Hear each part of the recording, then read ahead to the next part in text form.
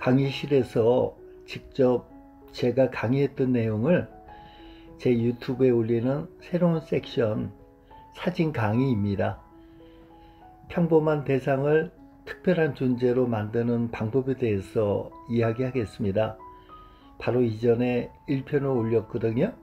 지금 보시는 것은 2편입니다.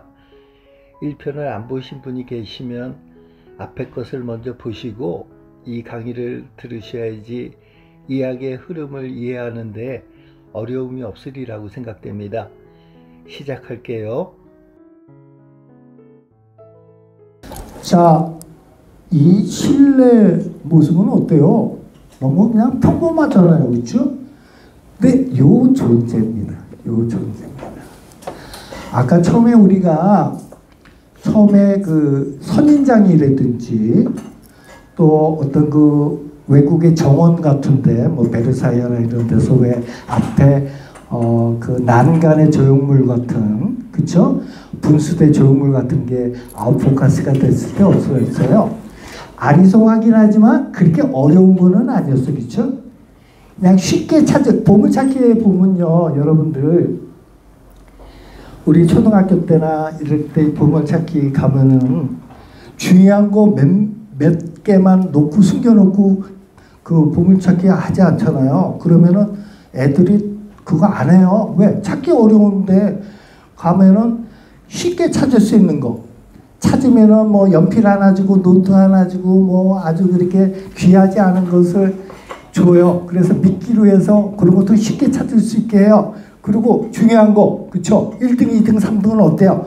아주 찾기 어려운데 숨겨놔요. 그쵸? 아까 우리가 첫 번째, 두 번째 사진은 아웃포커스가 돼도 걔의 존재를 우리가 미루어 짐작할 수 있었어요. 그쵸? 그렇게 비밀스러운, 아주 모호한, 아주 이상하고 낯설은. 근데 여기에서의 이거는 어때요? 저도 얘의 존재를 아직 모릅니다. 여러분들 이게 뭐 같아요? 당구장 당구장 그 빨간 볼, 그쵸? 빨간 거하고 흰 거하고 치면 2점이고 빨간 거 2개 치면 3점이고 옛날엔 그래도 지금도 마찬가지죠, 그쵸? 저도 아직 이거의 존재를 모릅니다. 근데 제가 뭘까요? 누가 좀 진지하게 가시는 분이 있으세요? 앞에 유리에 네. 빨간 점들이 그 장식을 해놓은 건데 그 중에 하나를 한 점을 저도 그러라고 봐요. 라이프 깁스는 만들지는 않아요.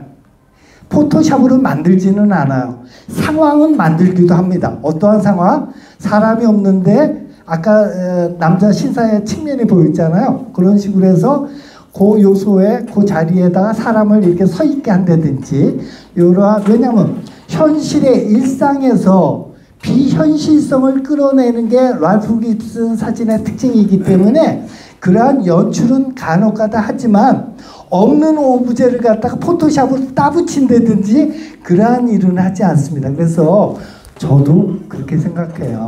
얘가 아마 유리창에 붙어있는 스티커 같은 종류가 아닌가. 근데 딱 하나요.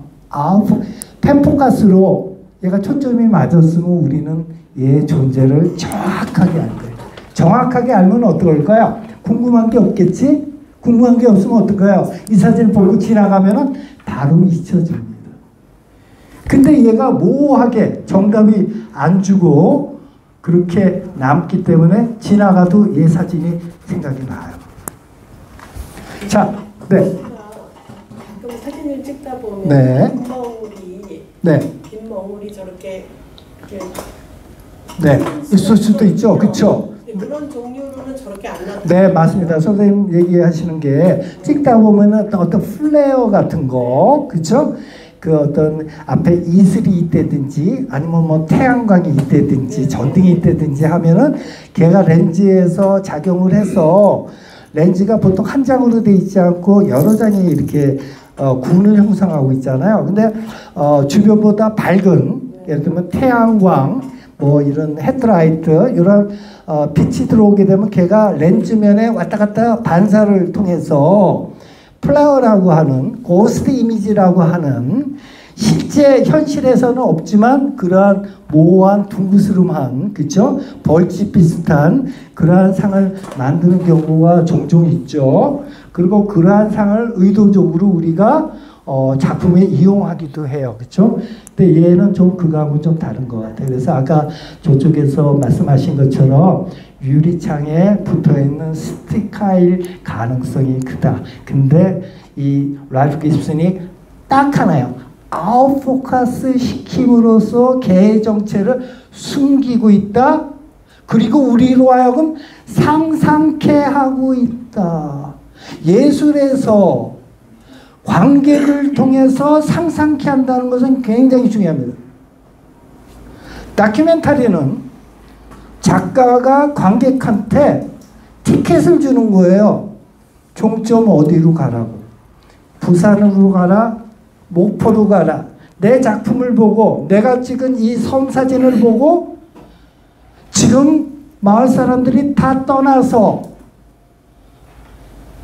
노인네들만 남아있는 앞으로 10년 후면 여기에 그 무인도가 될 것 같은 그런 위기감에 있는 그러면서 사진을 통해서 보여주고 관객을 통해서 어때요?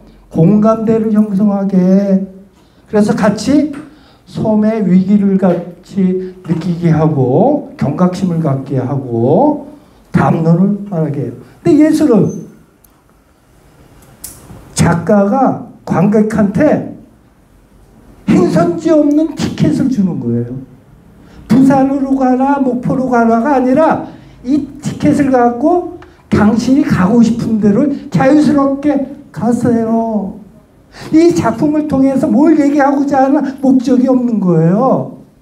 그냥 이것을 보고 당신이 상상해 보세요. 생각해 보세요. 그래서 어떤 사람은 당구장 담화를 생각할 수도 있고 어떤 사람은 유리창에 붙은 스티커를 생각을 할 수도 있고 여러 가지의 단편적인 여러 가지 서로 다른 생각을 할 수 있는 그게 바로 예술입니다. 금붕어.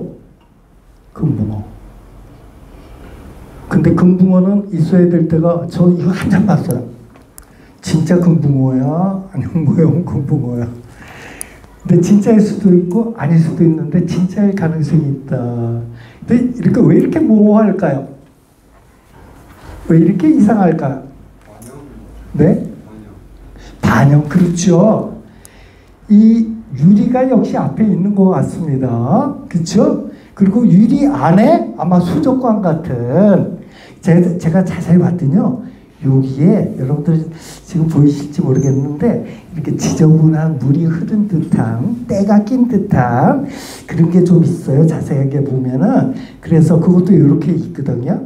그래서 아마 수족관 같은 유리가 있는 게 아닌가 싶고요. 요거는 야자수 같은 이것은 이쪽 뒤에 있는 카메라 뒤쪽에 있는 게 반영된 거죠. 그렇죠?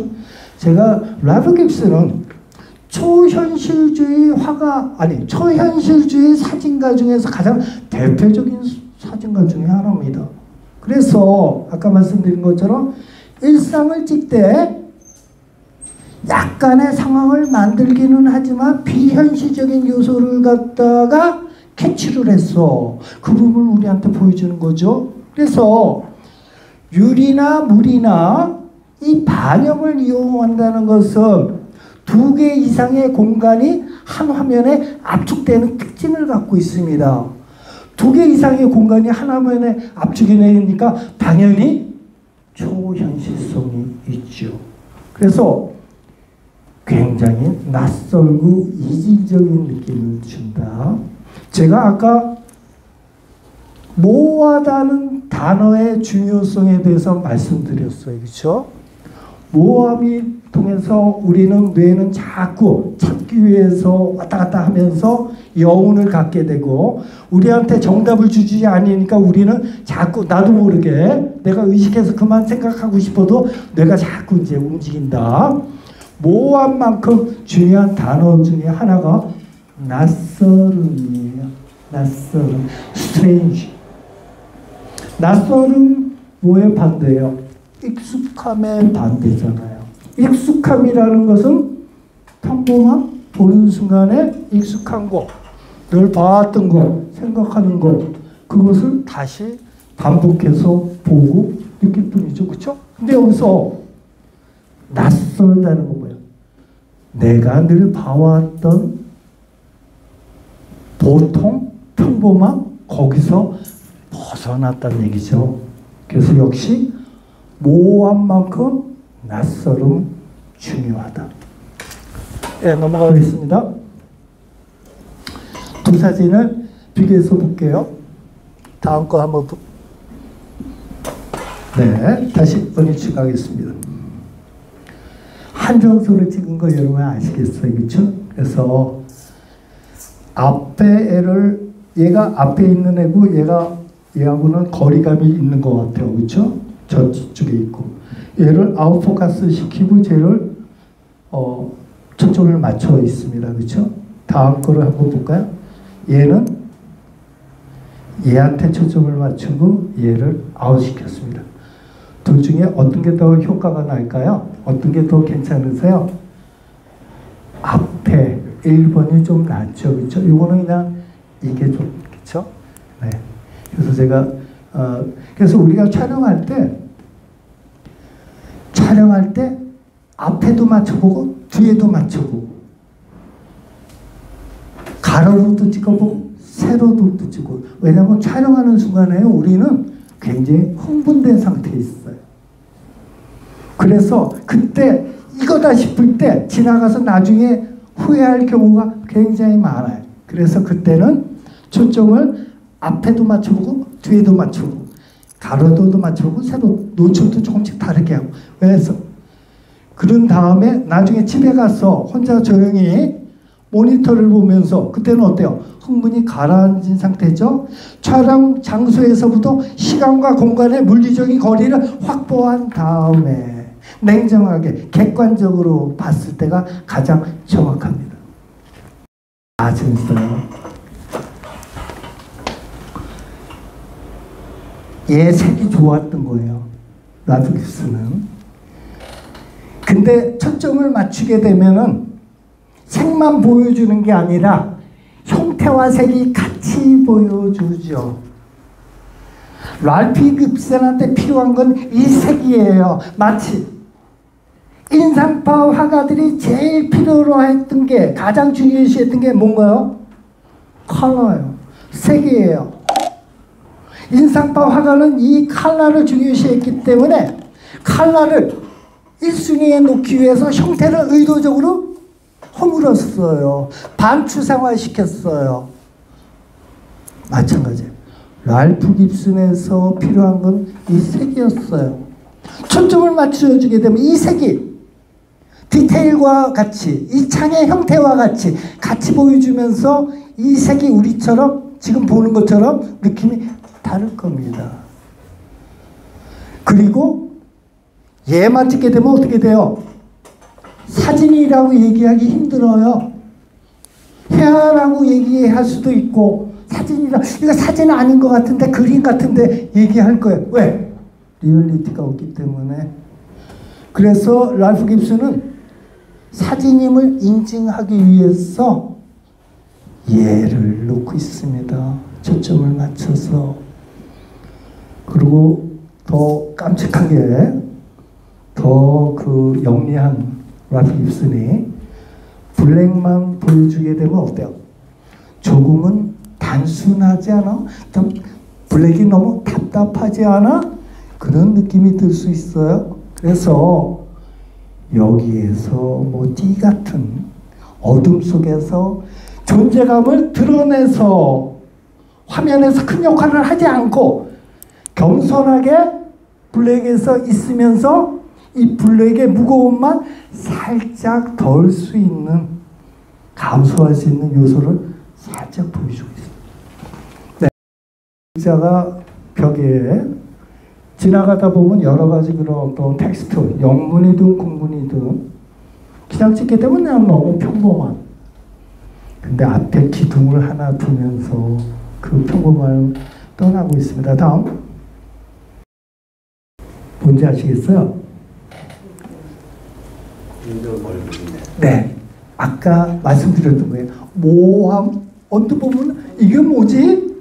근데 자세히 보니까 여자, 누군가의 사람의 옆모습이에요. 눈, 코, 입. 그리고 이 아웃포커스된 이 이미지를 얻기 위해서 엄한 데 초점을 맞췄어요. 얘는 주인공이 아니에요. 이 아웃포커스된 이 이미지를 얻기 위해서 그냥 초점만 잡아주는 거예요. 사진임을 인증만 시켜주는. 넘어갑니다. 그 길거리에서 우리가 어떤 그 식당이나 뭐 그런 가게에서 인도에서 좀 뭐 그렇게 어렵지 않게 만날 수 있는 그 쇼트케이스, 그 쇼윈단에서의 포토집품 같은 거예요. 여기서 중요한 부분은 바로 이 부분입니다. 얘가 없다면 어떻게 될까요? 여기 그 유리창 안의 공간이 다 보여주면 어떻게 될까요? 너무나 평범한 그런 그 쇼윈도 쇼트케이스 안에서의 모습이겠죠. 얘의 존재는 뭘까요? 별거 아닐 거예요. 이 프레임일 거예요. 그렇죠? 프레임의 한쪽일 거예요. 단 렌즈를 갖다 들이대면서 약간의 평범함을 얘가, 그리고 이 직선이 선이 여기처럼 선명하게 맞았으면 재미가 없었을 거예요. 딱딱했을 거예요. 아웃포커스 시켜서 끌어들이고 있습니다. 오케이, 다음. 평범한 집안 실내 공간이에요. 근데 앞에 사람의 다리, 여자로 추정되는데 여기서는 지금 제가 보기에는 아웃포커스도 있고 살짝의 슬로우 샷다와 같이 있는 게 아닌가 싶어요. 약간의, 그렇죠? 아까 제가 교란이라는 말씀 드렸죠. 그렇죠? 교란이라는 건 뭐예요? 의도적으로 헷갈리게 한다는 것을 교란이라고 그러잖아요. 자, 지금 전체적으로 아웃포커스를 통해서 아무것도 아닌 존재를 갖다가 힘있는 존재로 만들고 있어요. 그렇죠?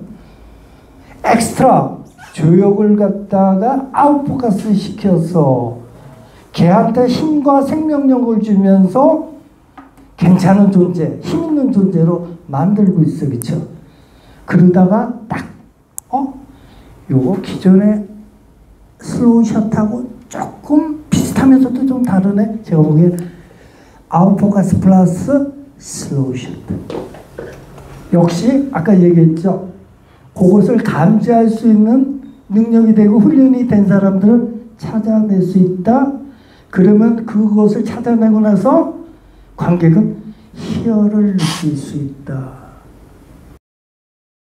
자, 요거는 바이올린 같아요. 그렇죠? 바이올린 걸어놨습니다. 저도 이거 한참 봤어요.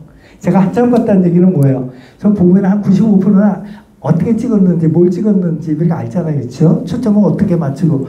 근데 이거 한참 들여다봤어요. 얘의 존재가 뭘까요? 얘가 지금 렌즈 앞에 있는 아웃포커스로 보여주는 존재인가요? 아니면 다른 존재인가요? 그림자, 그렇죠? 둘 중에 하나예요. 얘가 카메라 렌즈와 바이올린 사이에서 아웃포커스 상태로 있는지, 아니면 얘가 실제 카메라 앞에는 없는데 여기에 있는 누군가의 사람의 그림자가 저 벽에 비쳐서 있는지. 그렇죠? 선생님은 그림자라고 보세요. 그렇죠? 그렇죠? 아마 여러분들도 그림자라고 생각하시는 분도 있을 테고, 어떤 면은 여기 사람이 있는 거야, 역광 상태야, 다시 아웃포커스가 돼서 이렇게 생각할 수도 있습니다. 저도 그림자라고 보는데 100%는 아니라고 봐요. 한 90% 정도. 아까 얘기했던 교란이에요. 100% 정답을 주지 않는 교란입니다. 왜? 그래야만 내 머릿속에서 계속 남아있거든요. 남자죠? 남자는 하이힐을 신지 않으니까 굉장히 에로틱한 사진이에요. 왜? 여기에 초점을 맞추고, 근데 여성은 어쩔지 몰라도 남성은 이쪽에 더 시선이 많이 갈 거예요. 펜포커스로 조리개를 바짝 조여서 얘도 초점 맞춰주고 여기 다리, 상체 다 초점이 맞아서 우리한테 보여주면 어떨까요? 이렇게 에로틱하지 않을 것 같아요. 그쵸? 감춰진 게 더 은밀하고 감춰진 게 더 에로틱하잖아요. 눈으로 보는 것보다 상상하는 게 더 에로틱하잖아요. 자, 이건 마이클 케냐예요. 제가 마이클 케냐의 그 사진 전략 그래가지고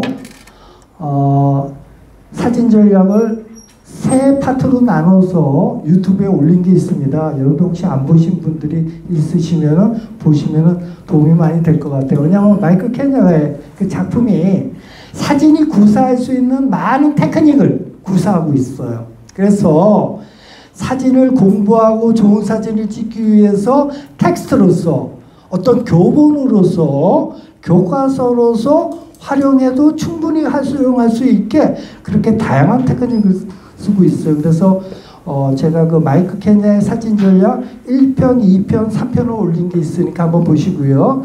제가 2편에서 잠깐 거론을 한 적이 있습니다. 아웃포커스에 대해서. 아웃포커스란 원래 정식 명칭이 out of focus예요.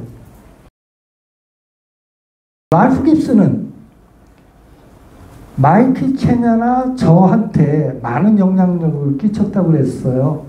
마이클 케냐와 저뿐만 아니라 현대 사진가, 특히 예술 쪽에 작품을 하는 사진가들한테 지대한 영향을 끼쳤습니다. 가장 커다란 요소는 단순화예요. 지금 보면은 랄프 깁슨의 작품이 그렇게 특이할 게 없어요. 여러분들의 세련된 시각으로 봤을 때. 근데 랄프 깁슨의 작품의 전성기가 1970년대예요. 지금부터 50년 전이에요. 그때 저렇게 단순화시킨다? 미니멀화시킨다? 그거 쉽지가 않았거든요. 그것을 갖다가 아주 선구자적인 역할로서 작품에 드러낸 게 바로 랄프 깁슨입니다. 자, 딱 간단해요. 카메라를 바닥에 대는 거예요. 그래서 전체적으로 여러분들이 전체적으로 보시면 통일이 바닥이 그렇죠? 카메라를 땅에 닿다시피 굉장히 낮췄기 때문에 아래 부분이 아웃포커스가 됐습니다. 그래서 다음 같아요. 자, 이 바닥에 단 이 특징은 아무것도 아닌 이 땅을 갖다가 모호하게 만듭니다. 또 두 번째, 조금은 지저분한 대상을 갖다가 깔끔하게 아웃포커스로 정리를 해줘요. 마치 빗자루로 쓰는 것처럼. 또 세 번째 요소가 있습니다. 뭘까요? 랄프 깁슨이 바닥에 땅에 줘서 얻을 수 있었던 거. 첫 번째, 아무것도 아닌 아까 말씀드렸던 힘을 안 갖고 있던 애를 갖다가 힘을 실어준다. 두 번째, 약간 지저분한 요소를 갖다 아웃포커스 시키면서 뭉개버리죠. 깔끔하게 단순화시켜. 그렇죠? 그리고 세 번째, 우리가 카메라로 사진을 찍든 아니면 남의 작품을 갖다가 전시장에서 보든 대부분이 쓴 자세 혹은 앉은 자세로 봐요. 대부분의 시각은 눈높이에서 보든지 아니면 허리춤에서의 시각으로 봅니다. 근데 굉장히 낮췄어요. 땅의 지평과 같은 높이에 이것만으로도 아까 얘기했던 낯설은 이미지를 만들 수가 있어요. 아까 얘기했죠? 모호한 만큼 중요한 게 낯설음이다. 이 낯설음은 특별한 걸 찾아서만도 아니고 방금 전에 아웃포커스, 전방에 아웃포커스 시키는 것도 낯설음을 끌어내지만 단지 시점을 바꾸는 것만으로도 낯설음은 우리한테 보여준다. 왜? 우리는 늘 아이 레벨, 웨이스트 레벨, 눈높이, 허리 높이로 대상을 보는데 익숙해져 있기 때문에 그것을 바꾸는 것만으로도 사진은 낯설고 새롭게 우리한테 보여줍니다. 얘가 앞에 아웃포커스 풀이잖아요, 그렇죠? 근데 우리가 미료 짐작은 할 수가 있어요, 그렇죠? 근데 얘가 등장하면서 얘만 보게 되면 어때요? 얘만 보게 되면 그냥 엽서 사진이 있어. 우리가 많이 봐왔던. 근데 얘가 등장하면서 평범한 엽서 사진을 떠나고 있어요, 그렇죠? 다음. 네, 넘어갑니다. 네, 요거 또 평범한 거잖아요. 아스팔트의 가운데 그쵸, 줄 넘어오지 말라고 걔가 이렇게 아웃포커스가 되면서 재밌는 존재가 됩니다. 다음. 이 풀은 여기까지 올라왔어요. 그쵸? 이것도 언뜻 볼 때는 처음에 얘 존재가 구름인가? 뭔가? 조금 아리송할 거야. 그러면서 얘가 이렇게 올라간 거겠구나. 이렇게 나중에 그 정체를 우리가 알 수 있겠죠. 네. 오늘은 이 정도로 하고요. 다음번 시간에는 제 작품에 나타난 아웃포커스 효과야. 제가 어떻게 전략적으로 제 작품에서 아웃포커스를 이용하는지 하겠습니다.